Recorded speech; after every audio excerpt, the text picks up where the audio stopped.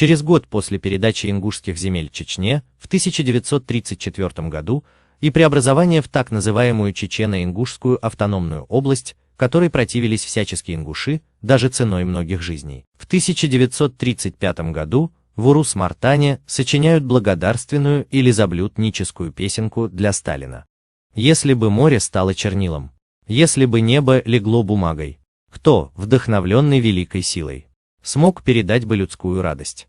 Кто чувства наши к тебе желанный выразить сможет пером дрожащим? Не хватит неба и океанов, чтобы поведать помыслы наши. Дал ты нам счастье, раскрыл нам двери. Брат и отец наш в светлые дали. Крепко желаем, в это мы верим. Долго живи ты, любимый Сталин. Как в перламутре сокрылся жемчуг. Тебя родившее чрево священно. Счастливейшее изо всех женщин. Сын твой стал солнцем нам неизменным. Как будто звезды ярко сияя. Твой нам на солнце вывели облик. Слава твоя от края до края гулко помчалась ко всем народам. Нам, своим детям, счастье дал Сталин. Росой желанной стал для нас Сталин. Цветы украшают поля и горы. Цветок сердец наших, с ними ты споришь. Дал ты нам счастье, раскрыл нам двери. Брат и отец наш в светлые дали. Крепко желаем, в это мы верим. Долго живи ты, любимый Сталин. И если враг нож оточит снова, знай, что союз наш мы охраняем. Когда же, Сталин, ты молвишь слово? Мы, точно тигры, всех раскромсаем. Чище росинок и слаще меда.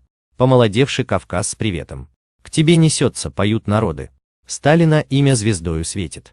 Дал ты нам счастье, раскрыл нам двери. Брат и отец наш в светлые дали. Крепко желаем, в это мы верим. Долго живи ты, любимый Сталин.